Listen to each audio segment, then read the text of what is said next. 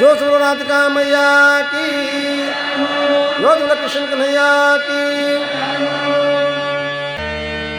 एक कुंडलपुर के बादशाह हुए जिनका नाम हुआ भीष्मक। उन्होंने तपस्या करके वरदान मांगा था कि आदि शक्ति जगदम्बा हमारी कन्या बने। तो वरदान के फलस्वरूप जगदम्बा को अवतार लेना पड़ा। जो त्रेता में सीता थी वही द्वापर में रुक्मिणी हुई। हमारे प्रभु पहुंच गए, द्वारिका बलराम भैया की शादी हो गई। भगवान ने विचार किया अब हमारा नंबर है, तो आज दो भक्तों को भेजा, कहा जाओ कुंडलपुर में तुम चले जाओ और यहाँ से हमारा फोटो ले जाओ, हमारे नाम का गीत गाओ,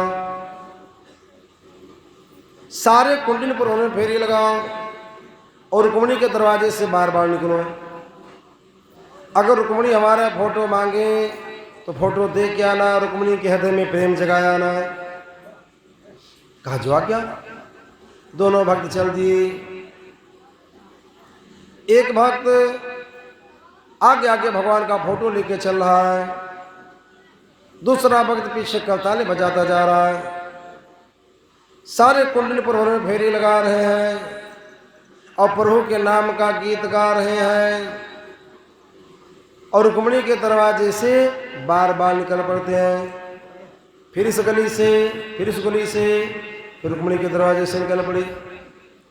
फिर इस गली, फिर उस गली, फिर रुक्मिणी के दरवाजे से निकल पड़ी। प्रभु के नाम का गीत गाते हैं। क्या गाते हैं?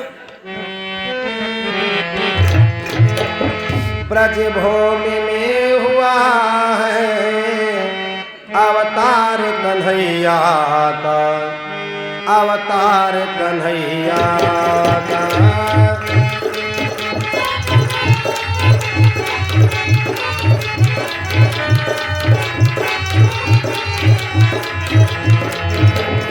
सौभाग्य है जिन्हें हो दीदार कन्हैया का, दीदार कन्हैया का।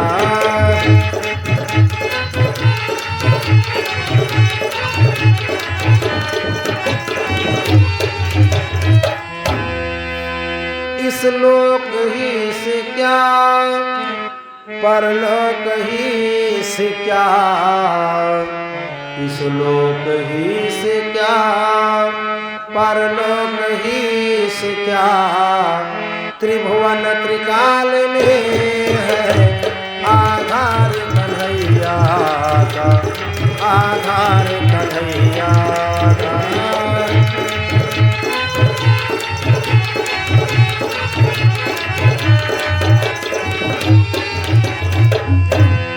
कर दिए दूर प्रभु ने हर दिल की वेदनाएं। वेदना माने दर्द, ना जाने कितने दिलों के दर्द को हमारे प्रभु ने दूर किया है। कर दी है दूर प्रभु ने हर दिल की वेदनाएं। संसार क्यों न माने उपकार कन्हैया का, उपकार कन्हैया का।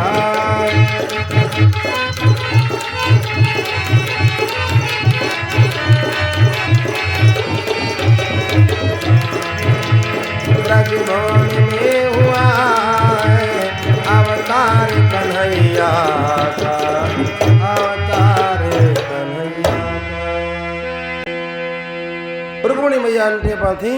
ज्यों ही रुक्मिणी ने सुना ये है मनहारी गीत, त्यों ही मन में बस गई मनमोहन की प्रीत। अंटे से नीचे उतर के आई, भक्तों के सामने हाथ जोड़ के कहती, भक्तों ये प्रभु का फोटो हमें दे दो। भक्त कहते फोटो हम नहीं दे सकते। मैया कहती क्यों? कहा इनका हम पूजन करते हैं। तो भक्त कहते पूजन करने के लिए तो हम भी मांग रही हैं। मैया कहती पूजन करने के लिए हम भी मांग रहे हैं। भक्तों ने कहा एक शब्द पर हम फोटो दे सकते हैं, तुम्हें दिन में 2 बार इनका पूजन करना पड़ेगा, सुबह भी शाम को भी। कहा भक्तों तुम तो बाहर की बात करते हो, कोई भी घड़ी कोई भी क्षण बाकी नहीं जाएगा जब मैं इनका पूजन ना करूंगी। तो भक्त तो फोटो देने गए थे, फोटो दे दिया। रुक्मणी मैया उस फोटो को ले जा करके अपने कमरे में अलमारी में सजा देते हैं। करने लगी पूजन, खाना पीना खेलना सब रुक्मणी मैया का छूट गया, सब छूट गया। जब देखो तो फोटो के सामने बैठते हैं, प्रार्थना किया करते हैं। रुक्मणी की माता आती कहती बेटी तुम्हारे पिताजी भोजन कर चुके, चलो तुम भी चल के भोजन कर लो। और रुक्मणी मैया कहते मैं भूख नहीं। का भूख क्यों नहीं, खाया तो कुछ है नहीं। काम ने भोग लगाया था, ठाकुर जी का प्रसाद पाया, चरणों तक पान किया, वही इच्छा नहीं है। खाना पीना सब छूट गया, बस प्रभु के फोटो के सामने बैठ करके प्रार्थना किया करती हैं। क्या प्रार्थना करती हैं कि मोरा मन अब घनश्याम से लागा, मोरा मन अब घनश्याम से लागा, मोरा मन अब रंग बिरंगी गुड़ियों का संग ब्याह भये पर त्यागा। जब प्रीतम रंग रंगी चुनरिया, रहा न पच रंग धागा, मोरा मन अब घनश्याम से लागा, मोरा मन अब। हंसा की गति हंसा जाने, जान सके कब कागा। हंस जैसे चलता कौवा कितना कोशिश कर ले नहीं चल पाएगा, गति माने चाल। हंसा की गति हंसा जाने, जान सके कब कागा। पारस छाण गहे जो पथरी, सोनर महा अभागा, मोरा मन अब घनश्याम से लागा, मोरा मन अब। तो यहाँ रुक्मणी कर रही प्राणनाथ का ध्यान, वहाँ भूप कहने लगे सुनो वीर गुणवान। रुक्मणी तो भोजन करती है। रुक्मणी के पिता सभा में रुक्मणी की शादी का प्रस्ताव रख देते हैं। कहते भैया रुक्मणी शादी के योग्य हो चुकी है, रुक्मणी के लाख बर अगर किसी को मालूम हो तो बताओ, अगर बर किसी को मालूम हो तो बताओ। दरबारी बारी बारी से राजों के नाम बताने लगे, दूसरे लोग उन लोगों के गुण और ऐब बतलाने लगे। एक ने कहा वहाँ का राजकुमार रुक्मणी के लिए बहुत सही रहेगा, उसमें ये गुण है, ये गुण है, ये गुण, ये गुण। दूसरे ने कहा उसमें अवगुण बहुत है। तीसरे ने मिलानी किया तो गुण कम निकले, अवगुण ज्यादा निकले। नहीं नहीं नहीं नहीं नहीं नहीं, शादी नहीं हो सकती वहाँ, उसमें अवगुण ज्यादा। देखो लड़की की शादी तय करने जाओ, सबके मतलब की बात है, सुन लो समझ लो याद कर लो। तो लड़के में कौन कौन से गुण देखना चाहिए? 8 गुण देखना चाहिए। कौन कौन? कुलम च शीलम सनात धर्मम, विद्याम च वित्तम व पूर्वश्च, यतान गुणा नष्ट निरीक्षितेया, अतः परम भागी बसाई कन्या। ये 8 गुण देखना चाहिए। लड़का कुलवान हो, शीलवान हो, धर्म के रास्ते पर चलने वाला हो, परिवारी हो, पढ़ा लिखा, घर में धन भी हो, अंगहीन नहीं होना चाहिए, उम्र सही हो, न ज्यादा ज्यादा हो, थोड़े थोड़े 8 गुण हो। इतना दे करके आप शादी कर दीजिए, फिर जैसे लड़के का नसीब होगा, भाग्य होगा, वैसा होगा। और खुलासा समझ लो, कुल का मतलब बताया गया 2 प्रकार से। एक तो कुल मिलाकर सब ठीक हो, दूसरा कुल का कि किस कुल में, किस घराने में हमारे घर की लड़की जा सकती है, ये कुल का विचार अवश्य करो। सियानी लड़की आप रिश्ता ढूंढ रहे, किसी ने बताया उस गांव में लड़का बहुत सुंदर, क्यों नहीं कर देते? अरे कहा वहाँ हमारा कराव नहीं, उसी परिवार में हमारे बाबा की ससुराल थी। तो ये विचारवश कर लेना चाहिए कि किस कुल में, किस घराने में हमारे घर की लड़की जा सकती, किस में नहीं। तो लड़का कुलवान हो, शीलवान हो, धर्म के रास्ते पर चलने वाला हो, परिवारी हो, पढ़ा लिखा हो, घर में धन भी हो, अंगहीन नहीं होना चाहिए, उम्र सही हो। उम्र कितनी हो? देखो लड़की से लड़का बलवान होना चाहिए, 5 साल बड़ा होगा बलवान होगा। अगर लड़का 10 साल बड़ा है तो भी जोग में है। अगर लड़का 10 साल तक बड़ा है तो भी जोग बताया गया। प्रभु श्री राम की जब शादी हुई थी तो 10 साल का अंतर था। 16 वर्ष के प्रभु श्री राम थे, 6 साल की माता जानकी थी। तो 10 साल तक लड़का बड़ा है तो जोग में है, और 10 साल से ज़्यादा बड़ा है तो फिर लड़का का ब्याह होना है, फिर तो बूढ़ों के ब्याह है, बूढ़ों के ब्याह। 3 प्रकार की शादियाँ मनाए। नंबर 1 बचपन की शादी, बाल विवाह। नंबर 2 वृद्ध विवाह। नंबर 3 बहु विवाह। तो बाल विवाह का मतलब क्या? बचपन की शादी, जैसे भैया के लाग न 6 दिन टीका कैली, पड़ोसी पूछला कक्को हम सुनिए अपने भैया के 6 दिन कैली हो, कहीं हाँ हम ऊँचे को लिखे 20 विश्व के हमरे कठुले तोड़ के हो, तो भैया के ना से कहे दे दे। भैया मड़े के नीचे बैठे हैं टहरी वाले दिन, नाक छुआवत पाटा पर। अपनी बुआ से ने कहा दे बुआ आज हाई, उनका याद तो जना आज उनका ब्याह हो जा रहा। ये महापाप, ये महापाप है। देखो शादी तब करनी चाहिए लड़की और लड़के की जब शादी वाली बात सुन के दिल में हौसला बन जाए, शादी का मतलब समझ में आ जाए। जैसे सियाना लड़का है 18-20 साल का, 22 साल का, 25 साल का, शादी तय है गया, बड़े मगन कुछ पूछो ना, गए गन्ना छोड़ा ये कहा अरे हम सुने तो भी हाँ तो है कि हाँ पप्पा तय कल बैसाख गुजरी 12 होई, रोज छोड़ रहे 12 बंद, आज छोड़ जा 18। जब कितनी तबीयत प्रसन्न है और खुश बेटेवा हो जाती जब शादी तो, लेकिन कहती थोड़ा कोई से नहीं।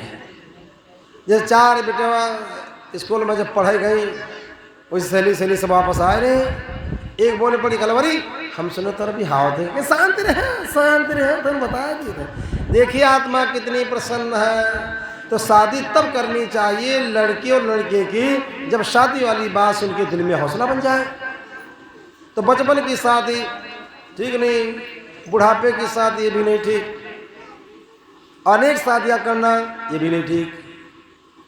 अब इससे घरवाली खत्म हो जाती है, घर संभालने वाला कोई नहीं तो हर कोई दूसरी शादी कर लेता है। लेकिन एक कहला छोड़ दिन, दूसरे कहला छोड़ दिन, तीसरे कहला छोड़ दिन, फिर चौथी कहला है।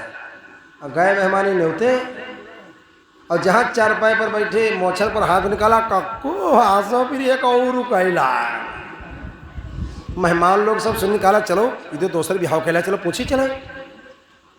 सब 4 पाई खींच लिया, कर भाई का दोसर क्यों? कर दोसर नहीं चाओ था। कहीं तो का 3 मरी गई, कहा कहीं मरी तो एक नहीं। कहना अच्छा तो का 4 घर में है? कहना नहीं घर में तो एक ही है। तो कहना मरी है, अच्छा तो फिर इस समय अपने मई के मुही हैं, तो कहना मई क्यों मनाई? तो कहना ना मरी है ना तुम्हारे घर में है ना मई के है, तो फिर है कहाँ? तो कहना एक बम्भनपुर में, एक पृथ्वीपुरम और एक बौद्धियम। बनते बहुत बड़े मौजदार अपने इज्जत में धरात घमत मित्र, ये महापाप है, ये महापाप।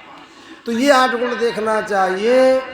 लड़का कुलवान हो, शीलवान हो, धर्म के रास्ते पर चलने वाला हो, परिवारी हो, पढ़ा लिखा हो, घर में धन भी हो, अंगहीन नहीं होना चाहिए, उम्र सही हो, न ज़्यादा हो, थोड़े थोड़े हो, 8 हो गुण। आप इतना देख करके कर दीजिए, शादी अतः परम भाग्य बसाए कन्या, फिर जैसा लड़की की भाग में नसीब में होगा वैसा होगा। घंटों तक चर्चा चलती रही, रुक्मिणी की शादी नहीं तय हो पाई। तो रुक्मिणी का जो बड़ा भाई कहता, पिताजी हम अपने बहन की शादी करेंगे, चंदेरी के बादशाह शिशुपाल के साथ में कैसा रहेगा? कोई नहीं बोला। ये शिशुपाल की बड़ाई करने लगा।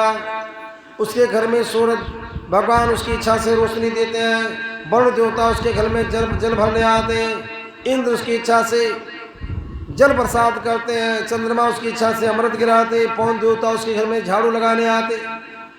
तो जैसा ये बता रहा है तो ऐसे आतंकी राजाओं, बस जो त्रेता में रावण था वही द्वापर में शिशुपाल हुआ है।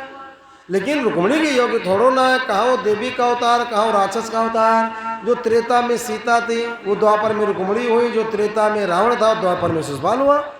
कहाँ राक्षस का अवतार, कहाँ देवी का अवतार। कोई नहीं बोला।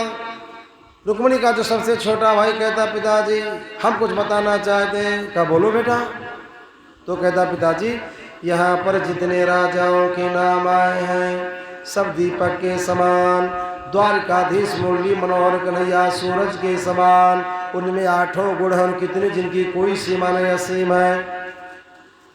है पुरुष रतन वो पुरुषों में जिनसे ये शादी की जाए, दिन दूल्हा वही कन्हैया हो जिनसे दामादी की जाए। आज इस प्रकार से जब कहा सब बोल पड़े, छोटे भैया की बात बहुत सही।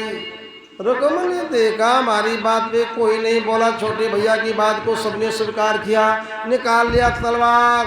कहता है जिस लड़के की जाति का पता नहीं उसके साथ में हम अपनी बहन की शादी करेंगे। वाह भाई वाह। कोई कहता नंद यशोदा का लड़का, कोई कहता वसुदेव देवकी का लड़का। ठीक से ये भी नहीं पता है वो नंद का लड़का है कि वसुदेव का लड़का है। अगर कहीं ये शादी तय हो गई तो शादी तो होगी बाद में, तलवारें पहले चलेंगी, पहले तलवारें चलेंगी।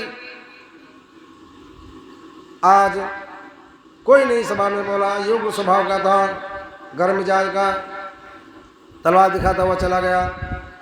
मन में विचार किया सब कन्हैया को चाहते, हम चाहते हैं शिशुपाल को, तो हम ही को कुछ करना पड़ेगा। पंडित जी को बुलाया, पंडित जी से कहा रुक्मिणी का टीका चढ़ाया। पंडित जी ने कहा रुक्मिणी को बुलाओ, टीका संकल्प कर ले फिर ले जाए। कहा नहीं महाराज, हम चोरी से भेज रहे हैं आपको, जाने कोई ना नाम से संकल्प करो। पंडित जी नाम से टीका संकल्प करके चंदेरी पहुंच गए। शिशुपाल को लगन पत्रिका दे दी। शिशुपाल ने जब खोल के पढ़ा उसमें लिखा है बारात लेकर आओ, तुम्हारी शादी होगी रुक्मिणी के साथ में, इस तारीख को लगन निकली है। फिर नीचे लिख दिया सब कन्हैया को चाहते, मैं अकेला तुमको चाहता हूँ, बाराती थोड़ा अच्छे पहलवान लाना, अच्छे पहलवान लाना बाराती। हो सकता कोई कन्हैया को बुला ले तो झगड़े का नंबर आ सकता है। मन में विचार किया बाराती तो वैसे भी अच्छे ले जाते, अब इन्होंने जब लिख दिया है तो और अच्छे ले जाएंगे, और अच्छे ले जाएंगे। पंडित जी वहाँ रुके, रात्रि विश्राम करते हैं। सवेरा हुआ तो सोने की मोहरें दे करके पंडित जी की विदाई की। मन में विचार कर रहा है शिशुपाल, दोस्ती तो हमारी पहले से थी रुकुम से, अब रिश्तेदारी बन जाएगी। वाह, रुक्मिणी हमारी रानी बनेगी, रुकुम हमारा साला हो जाएगा, बहुत अच्छी बात। तो पंडित जी की विदाई करी सोने की मोहरें दे करके। पंडित जी अपने घर से बताया कि नहीं गए थे। जब 2 दिन के बाद घर पहुंचे जाए तब पंडितानी बिगड़ गई, कहाँ गए रहो, कहीं कहूँ नहीं कि 2 दिन से निकले हो तुम, आज वापस आए हो। पंडित जी ने कहा इससे कोई काम था जिसलिए गए थे। पंडितानी कहना इस कौन काम जो हमसे बताने वाला नहीं। पंडित जी समझा रहे कि देखो बताए नारी कितनी ही विदुषी हो फिर भी ये लांछन आता है, उसके पेट में बात तो क्या पानी तक नहीं समाता है। गुप्त बात माताओं बहनों को बता दो और साथ में इतना बोल दो देखो कोई जाने न पाओ, बस फिर 15 दिन में पूरे गांव में बात हो जाए। वैसे भले ना कहें और जो कह दियो कोई ना जाना फिर ना बात रुक सर पेटन। पंडिताई ने बिगड़ गए कि दुनिया की बात का कर दो, हम कौन तुम्हारी बात कहते, बोलो ये चलन वाली बात ना करो, हम कोई कहे हुई बात हो तुम्हारे बताओ। पंडित जी बेचारे मजबूर है कि कहो ना, हम रुक्मिणी के टीका चढ़ा के ना चंदेरी इस तारीख को बारात लेकर आएगा। पंडिता ने कहते हाँ चोरा चोरी भी हाँ होला, अरे कहीं कहो ना, कहीं कहे थोड़ा। पंडित जी तो बेचारे थके रहे, सोए गए। पंडितानी की नींद आई, उठ के आंगन में आई, रात गए बादरवा दिख दिखा दिया, आज जरी गई रात में हन्नी पकड़िए पर है कब भोर हुई। और जहाँ भरौर भवा आगे मांगे के बहाने पड़ोसिन यहाँ पहुँच गई। बहनी बहनी तुमने आगे दे दो, पंडित हमारे बाहर जा रहे हैं तो खिचड़ी बनाई दी कि नियम तभी खोद लो कहने तुम दे दो। पड़ोसिन चले चारपाए पर से उठे, तली मोहरे पर बैठ गए। बैठे बैठे कहा बोली, चोरा चोरी बिहाव हो लाग। पड़ोसिन कहते कहाँ दाई कन कौन आई? कहना भैया कहने मुँह से निकल गए। हाँ कहता है बिना बात कोई बात मुँह से निकल दिलाई है। अरे क्यों हुई है तो जिन भाई करियो। अब उनको पड़ोसिन चैन ना कहने बताओ तो देखो बताइए कैसे पंडित हमारे कसम दिवाए नहीं हम कहा कहने कसम हमसे ले लो। कहने हमारे से कहें तो हमारे से पकड़ लेने बा हो गया कसम हुआ पूरी बात बता दें। अब पड़ोसिन के पेट में कल पड़ गया हाय चोरा चोरी भी हाव हो लाग, हाय चोरा चोरी भी हाव हो लाग।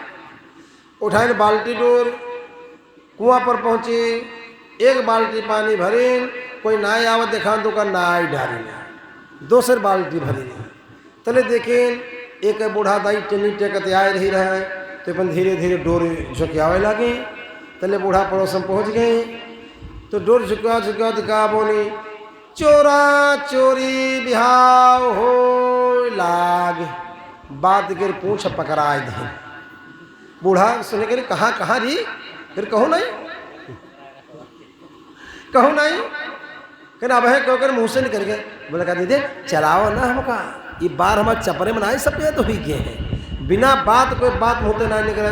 कहीं दाई हुई है तो जलबई करे हो कहने बताओ। अब बूढ़ों को चैन नहीं तो कहने बताइए किसे पंडित उनका कसम दवाए तो कसम हमसे लेकर हमारी से कहीं तुम्हारी से पकड़ लेने बा हुई गया कसम हो।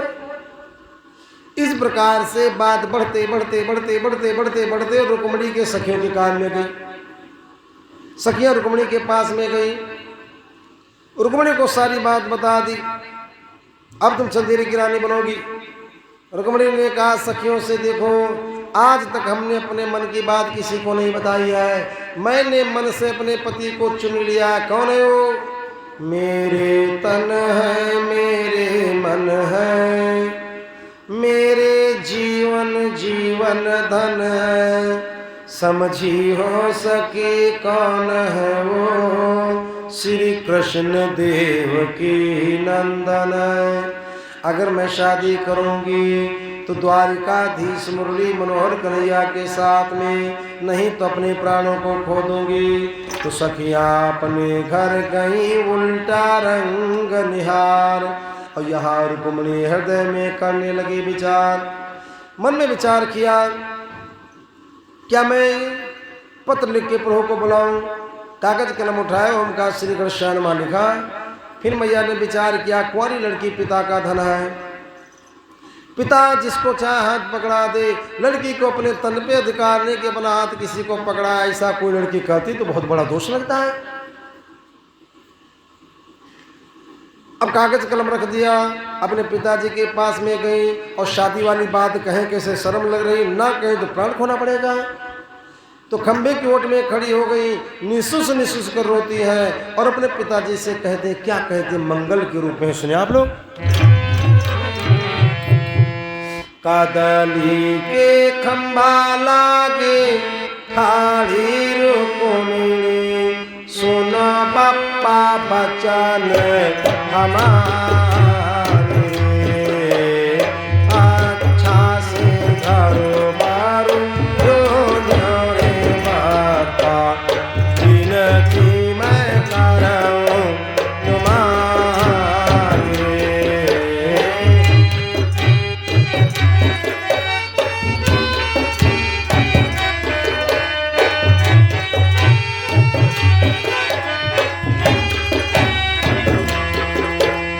दादार तुम असुर शिशुपाल के संग मोरा रचत विवाह रे, अधम दुष्ट शिशुपाल नाम सुन पापन दिया हमारे।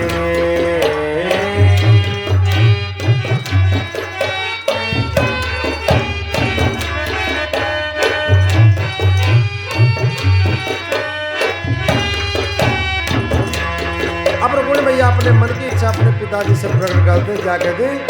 नंदन नंदन जसोदा जी के लाला, राधा जी के परम प्यारे, देवकी सुत वासुदेव के बेटा, गिरवर धारण हार।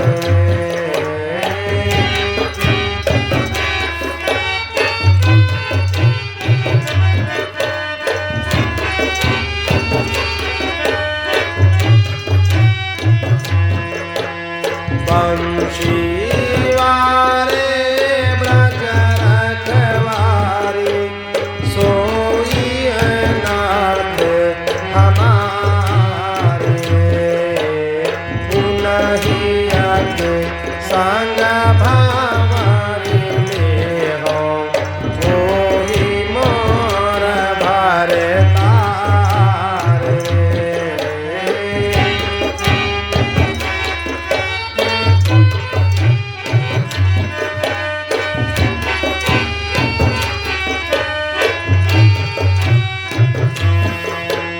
हमारे मन मान के सुंदर, पूजाओ पाए पखारे, कन्यादान करऊ हर्षित होय, पुरवऊ मनसा हमारे।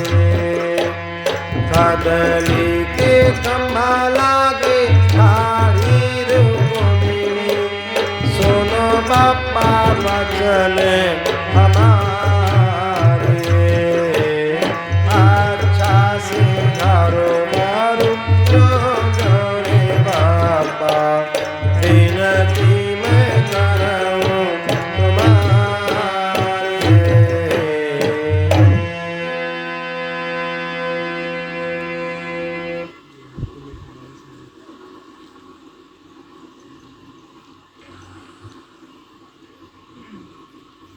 जो सब शंकर भगवान की आज इस प्रकार से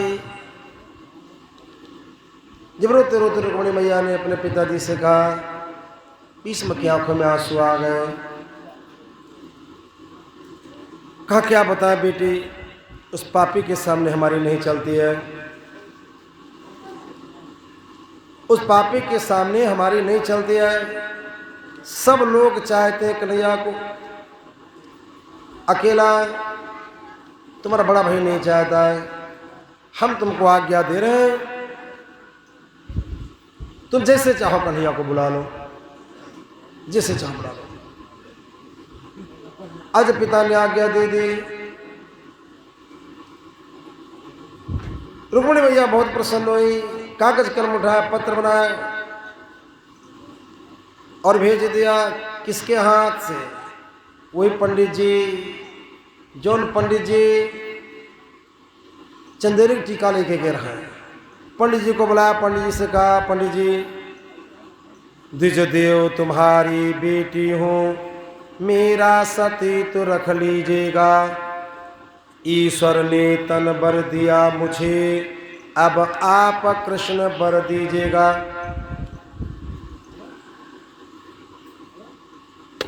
ब्राह्मण बोला, बेटी मत रो, मैं अभी द्वारिका जाता हूँ, इस घोर घड़ी से पहले ही द्वारिका नाथ को लाता हूँ। कहा बेटी तुम रो नहीं, मैं जाऊंगा, कन्हैया को अपने साथ में लेकर के आऊंगा। इतना कहकर पंडित जी पहुंच गए द्वारिका धाम। उन्हें देख दरबार ने झुक कर किया प्रणाम। सबने खड़े होकर पंडित जी का सम्मान दिया। सम्मान किया पंडित जी का। प्रभु अपने सिंहासन से उतर आए, अपने सिंहासन पर पंडित जी को बैठाला और चरण धोए, चरणों तक अपने द्वारिका में छिड़कवाया। 16 विधान से पूजन किया। कहा भगवान आने का कारण बताओ, तो रुक्मिणी वाला पत्र दे दिया। रुक्मिणी मैया ने 7 श्लोकों में पत्र लिखा था और त्रेता की बात को लिख दिया था। मैया ने क्या लिखा है?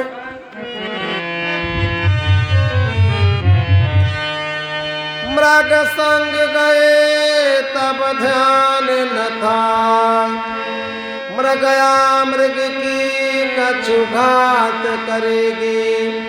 रजनी चरता लगा हरि है, हर की हृदनी हृद हार हरेगी। अब से पहले ये पत्र लिखूं, पद किंकर शीस विपत सरेगी। ये दिनात नाये तो याद रही, प्रभु की प्रभुता पर धूल पड़ेगी। रुक्मिणी मैया ने त्रेता की बात को लिख दिया है। आप तो सोने की मृग के पीछे चले गए शिकार करने। रावण आता हमको बाबा बन के चोरी, रावण आता बाबा बन के हमें चोरी करके ले जाता है।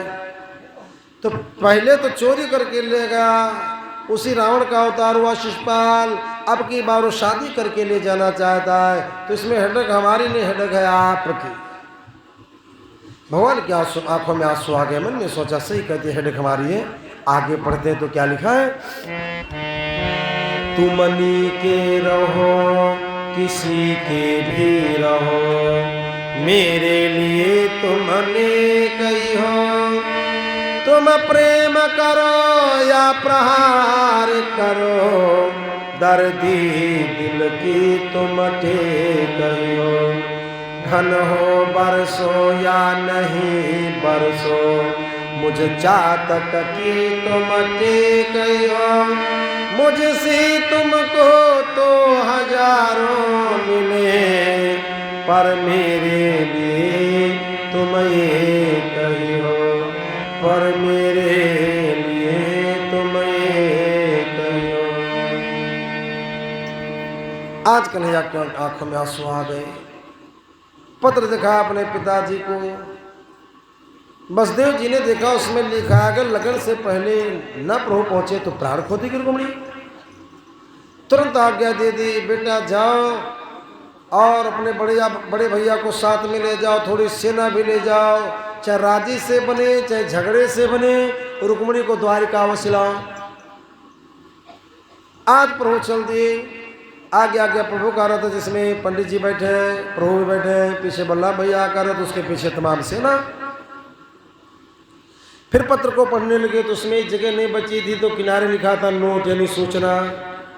तो नन्हे नन्हे हरूपों में लिख दिया था, चौबाड़ी में टिकना, वही माता जी का मंदिर है, मैं पूजन करने आऊंगी, वहीं से लेके भाग चलना। तो ये दाव लिख दिया। पंडित जी से पूछा, इसमें लिखा चौबाड़ी में टिकना, कहीं माता जी के मंदिर के पास। अच्छा, वो चौबाड़ी सारथी से कहा, भैया रास्ता आगे से दाहिने मोड़ लो, ये रास्ता सीधे चौबाड़ी को जाता है। तो हमारे प्रभु चौबाड़ी में पहुंच गए। चौबाड़ी में इस तरफ ठहरे करुणायन, और वहां रुक्मिणी हो रही क्षण क्षण पर बेचैन। प्रभु तो चौबाड़ी में ठहरे हुए हैं। पंडित जी सोच रहे हैं रुक्मिणी को बता देंगे, जल्दबाजी की क्या बात है। और तो प्रभु आ ही गए। तो रहने से लेकर खाने पीने की सारी व्यवस्था करने लगे। रुक्मिणी मैया बहुत परेशान। अंटे पर जाती, पंडित जी नहीं दिखाई पड़ रहे, दरवाजे पर जाती, पंडित जी नहीं दिखाई पड़ रहे। फिर भगवान के फोटो के सामने मत्था टेक देती हैं, प्रार्थना करती हैं, रसिया रे मन बसिया रे, तेरे बिन जिया मोरा लागे ना। रसिया रे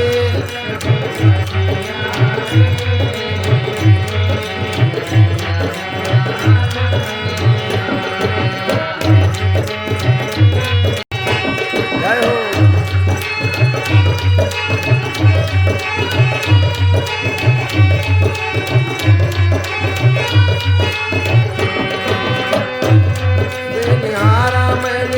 समली सुरतिया, जब से निहारा मैंने, जब से निहारा मैंने समली सुरतिया, चैन नावे प्रभु मोह दिन रहतिया, चैन नावे प्रभु मोह दिन रहतिया। छलिया रे चले बलिया रे, जिया मोरा लागे ना। रसिया रे मन बसिया रे,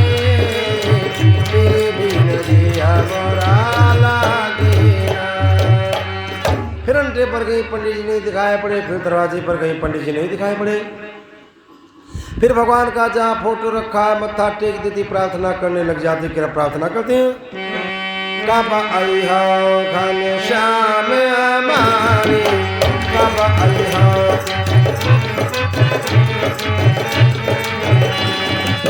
दिन दिन कियन बात पनारे, रात कटती दिन तारे, कब आई हो घन श्याम हमारे, कब आई हो घन श्याम हमारे, कब आई हो। विप्र ही पहुँचा नहीं या प्रीति तोड़ी नाथ ने, भक्त की भय हारनी या बाण छोड़ी नाथ ने। पड़ गया निर्बल करुणिया मैं नहीं शिव क्यों, या भाग्य जान की तकदीर फोड़ी नाथ ने। गोप गोपियों के लिए था जिसका आधार, वही आज क्या हो गया आज बिना पतवार। सही न जाए जी आए भस्म गाय तन गवाए, सही न जाए जी आए भस्म गाय तन गवाए। जग से हो किनारे, कब आई हो घन श्याम हमारे, कब आई हो।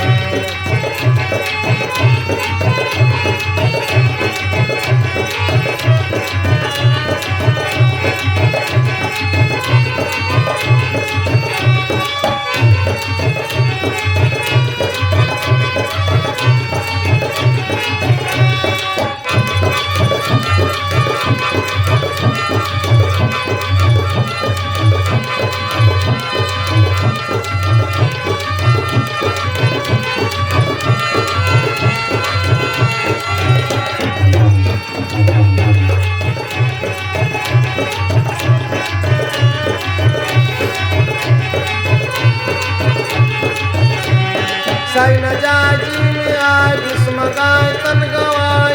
जग से हो किनारे, कब आई हो घन श्याम हमारे, कब आई हो घन श्याम हमारे, कब आई हो। बिलख रही थी रुक्मणी हो धुन धुन कर माथ, कहा किसी ने तब तलकाए हैं जगन्नाथ। अरे बेटी क्यों रोती हो, प्रभु आज के चौबारे में ठहरे हैं, उनके बड़े भैया भी साथ में हैं, तुमको द्वारिका अवश्य ले जाएंगे। रुक्मणी मैया पांव छूने दौड़ी। पंडित जी पछेल के कहा बेटी पैर मत छूना, हम ऐसे आशीर्वाद दे रहे हैं तुम्हारे मन की मुराद पूरी हो। आज रुक्मणी मैया कहते हैं तीनों लोग आपके चरणों में भेंट चढ़ा दो तो भी हमारा उद्धार नहीं हो सकता, इतना बड़ा काम आपने बनाया। पंडित जी गए भीष्मक को बता देते हैं। भीष्मक बारात में पहुंच गए, भगवान से कहते भगवान इस सफेदी में स्याही न लगे, बस हमारी यही प्रार्थना है। भगवान ने कहा तुम चिंता ना करो, मैं रुक्मिणी को द्वारिका ले जाऊंगा और ले जाऊंगा बस। भीष्मक ने विचार किया हमारा तो काम पक्का, में झंझट से क्या लेना देना। ले लिया माला, बैठ गए कमरे में, कृष्णाय नमः कृष्णाय नमः कृष्णाय नमः। उधर किसी ने रुक्म को बता दिया कन्हैया बारात लेकर आया है, समझ गया कुछ ने बुढ़े ने बुलाया होगा। उठाया तलवार, अपने पिता के पास में आया, कहता पिताजी उत्पाती कैसे आए, तुमने बुलाया अपने आप आए। उग्र से आज भीष्मक जी कहते हैं बेटा हमको तलवार क्या दिखाते, 2 कदम आगे बढ़ आओ, हमारी गर्दन काट दो, हमको क्या पता किसी ने बुलाया कैसे आए, तुम जानो तुम्हारा काम जाने। एक सिपाही आया, हुजूर शिषपाल की बारात आ गई। मन में विचार किया जो हम चाहते थे ना हो वही होगा, शादी एक बारात दुई, अब तो खंडौर हुई भाई करी, अब तो खंडौर हुई। गया बारात में, कहता भाई शिषपाल शादी करने आया तो थोड़ी ताकत दिखलानी पड़ेगी, पता नहीं किसने बचपन के चोर कन्हैया को बुला लिया, वो भी बारात लेकर आया। तो हमारा तो मन कहता है पहले कन्हैया बलराम को मार दिया जाए, फुर्सत में शादी हो। जी की कथा तो प्रारंभ हो चुकी है, बाराती बन के गवारा जरासंध। कल सुनो सुनो सुनो, कौन कन्हैया बलराम? एक कन्हैया बलराम तुम पहाड़ में भगवाए देने का वह है जिनका तुम पहाड़ में भगवाया हो। आप इनका इसका कलेजा कांप गया। जरासंध कहने लगा कृष्ण नहीं है क्षीर, उस हीर का जीतना है कुछ टेढ़ी खीर। मैंने 17 धावे करके ठोकरे कृष्ण की खाई है, चार्य खुद ही ना चार्य तदबीर कामनाई। वो एक अकेला सैकड़ों पर नहीं लाखों पर भारी पड़ जाता है, लाखों पे भारी पड़ जाता है। अब इसका कलेजा कांपा तो फिलिया कांपने लगी। छटका पहलवान देखें जब बड़के के रिया हालत तो सबके जड़ुआ लगा कल भैया वो रजाई कहाँ थोड़ा ओढ़ के बैठे, बहुत ठंड लग रही। रुकम ने देखा कहा खाली तुम्हारा डिप्लोमा बढ़िया है, हिम्मत तुम्हारे पास में जरा सी भी नहीं। सावधान होकर करो कुंडलीपुर में वास, मेरे मोरे कृष्ण की मिन्नस की लाश। ऐसा मारूंगा कन्हैया की लाश का पता नहीं चलेगा। मन में विचार किया बराती तो सब बेकार, अब शादी हो जाए। माता के पास में गया, कहा माता जी शादी में कितनी देर? माता ने कहा कोई देर नहीं, बस रुक्मणी पूजन करने जाए, माता जी से आशीर्वाद लेकर आए, शादी प्रारंभ होगी। तो जो राय यहाँ पास थी वो बात इसके दिमाग में घूम गई। बड़ा होशियार है, कहा नहीं मैया हमारी बहन पूजन करने नहीं जाएगी मंदिर में। कहा क्यों नहीं जाएगी? कहा बचपन का चोर कन्हैया वहीं टिका, ऐसा ना हमारी बहन को लेकर भाग जाए। माता ने कहा खींच के झापड़ मारूंगी, तेरी बातें पिताजी से ज्यादा करना, हमारे घराने का रिवाज है ये। शादी तभी होती लड़के की जब गौरी मैया का आशीर्वाद लेकर आती। तुमको अगर खतरा मालूम पड़ता है तो पहलवानों को भेज दो, पूजन करवा लाए। ये दौरत कहा बड़ा तुम काला भाई शिषपाल थोड़े पहलवान दे दो। कहा क्यों? कहा रुक्मणी पूजन करने जा रहे हैं तो सुरक्षा के लिए। कहा कितने दे दें? कहा ज्यादा नहीं, केवल 50,000, केवल 50,000। तो 50,000 पहलवान की टुकड़ी को भेज दिया। आगे आगे रुक्मणी मैया, रुक्मणी मैया के पीछे सखियां और सखियों के पीछे 50,000 पहलवान और उनके पीछे बाजा बजाने वाले बाजा बजाते जा रहे हैं।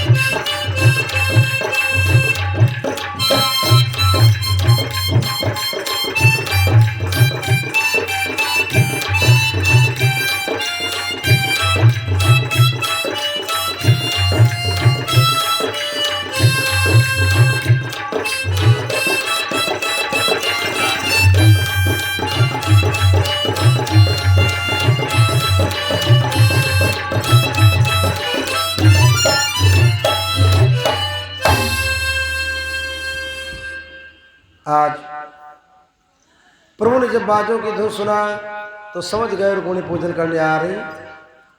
तो चुपके से पहुंच गए मंदिर में और एक कोने में खड़े हो गए, माया का पर्दा डाल लिया। आज सेनापति ने कहा बेटी ठहरो। एक सिपाही से कहा देखो अंदर कोई है तो नहीं। सिपाही ने मंदिर चेक किया, कहा कोई नहीं। कहा बेटी आप पूजन करने जाओ। रुक्मणी मैया अंदर गई, मन में विचार किया, चारों तरफ देखा प्रभु नहीं आए। हमने लिख तो दिया था मंदिर में आना, वहीं से लेके भाग चलना, आए नहीं प्रभु। फिर विचार किया तो हमने अपनी तरफ से लिखा था, हो सकता कोई इससे बढ़िया उपाय सोचा उन्होंने। पूजन करने लगी और प्रभु ने इसीलिए दर्शन नहीं दिया। अगर प्रभु दर्शन दे देते तो रुक्मणी भैया पूजन करना छोड़ देते और दर्शन करने लग जाते। भगवान विचार करते पहले पूजन कर ले, उसके बाद में मैं दर्शन दूँ। तो पूजन करते वरदान मांगते, क्या कहते हैं? रुद्राणी कल्याणी अम्बे, नौ खंड प्रमाणी जय अम्बे, गुण खानी बरदानी अम्बे भारती भवानी जय अम्बे। कहने से भंडा खुलता है मन की गति तुम पर जाहिर है। हे घटवासिनी लाज तेरी आज की कला पर निर्भर है। तो अंतरिक्ष से हृदय में गूंज उठे ये बोल रुक्मिणी अपने नाथ को देख तनिक द्रग खोल। बेटी जिनको तुम मांगती हो अरे आंखें खोल के देखो तुम्हारे सामने खड़े हो। आंखें खोल के देखा तो क्या देखा हमारे प्रभु कोने में खड़े मंद मंद मुस्कुरा रहे। रुक्मिणी मैया ने से हाथ बढ़ाया भगवान भगवान सोचे बौरी थोड़ा है बोले हो बाह पकड़ो तो पकड़े। रुक्मिणी मैया रोने लगी मन में विचार किया बाह नहीं पकड़ेंगे तो उनका दौड़ना बेकार जो बाह का पकड़ना ही विवाह कहता है। शादी किसी भी जात में हो किसी भी रिवाज से हो अंत में बाह सबके पकड़ाई जाती है। बाह नहीं पकड़ेंगे तो उनका दौड़ना बेकार। रोने लगी भगवान ने विचार किया ये बोलेंगी नहीं इनको लज्जा लग रही झपट के बाह पकड़ ली। रुक्मिणी मैया खिलखिला के हंस पड़ी दांतों से सब प्रकाश निकला 50,000 पहलवान संबंधी हो गए। पर वही धारे से किल्ली लगाते रास्ता बनाते जा रहे। वो पहलवान लोग जान हमारे पड़ोसी किल्ली माधो किल्ली का माधो किल्ली का माधो। प्रभु बाहर पहुंचे से पीताम्बर को उठाया इशारा किया सारथी रथ लेकर आ गया। भगवान ने कहा धीरे धीरे चलो ये रुक्मिणी हरण का तुमने बहाना बनाए सब लोग देखे सब रपटावे हमका फिर सबका कत्ल करेंगे सबको काटेंगे। एक बुढ़ा पहलवान ने कहा भैया बिना बादरे गुजरिया है कुछ गड़बड़। रुक्मिणी से ने कही तो पूजन कर चुकी हो तो चले। एक सखी का चिल्लाया पड़ी माँ को है ये ना।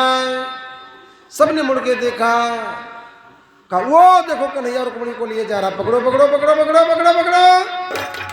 सारी सेना ने पीछा किया। प्रभु ने कहा अब रथ को भगाओ भगा दिया साथी ने रथ।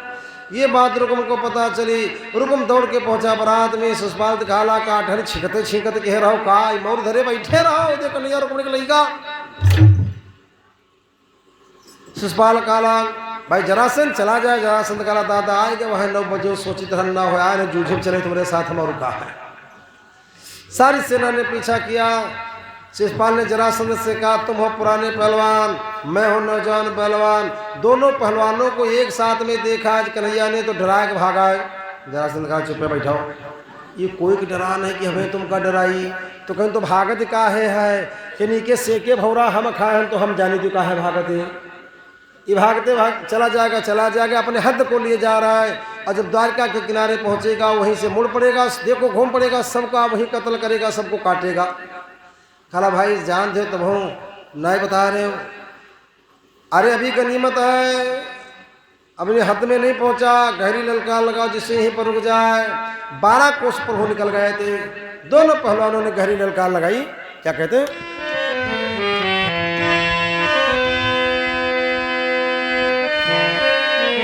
छात्री का ये कर्तव्य नहीं जो हाथ उठाए अबला पर। वीरों की इसमें आन नहीं जो शान दिखाए अबला पर।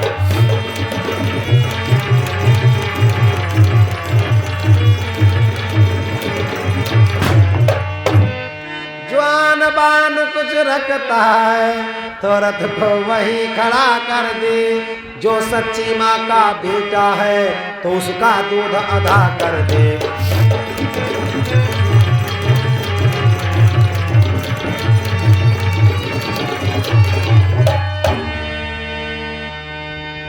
जहाँ माता के दूध का नाम सुना प्रभु ने अपने हाथों से लगाम को पकड़ के रथ को मोड़ दिया।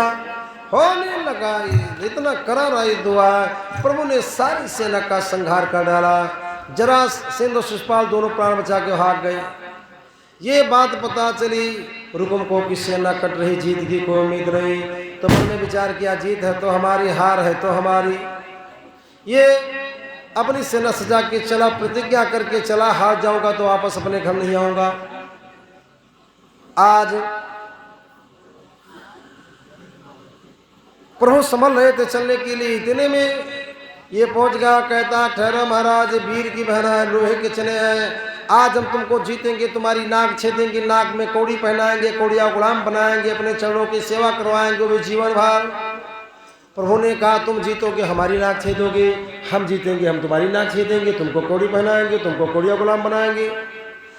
रुक्म ने कहा नहीं, हम जीतेंगे, तुम्हारी नाक छेदेंगे, तुम हमारी नाक नहीं छेद सकते। कहा क्यों? कहा तुम जीत जाओ, रुक्मणी ले जाओ, शादी कर लो, तुम बहनोई, हम सारे हम वैसो हारे नाक का छेदे महाराज। भगवान मन में विचार करें, नाक सदाओ बढ़िया नातेदारी खोद की था देश। प्रभु ने कहा संभाल। रुक्म ने एक तीर छोड़ दिया, प्रभु ने चक्र के द्वारा काट दिया। वो एक ऐसा बाण चलाया जो आगे चल के 10 बन गए।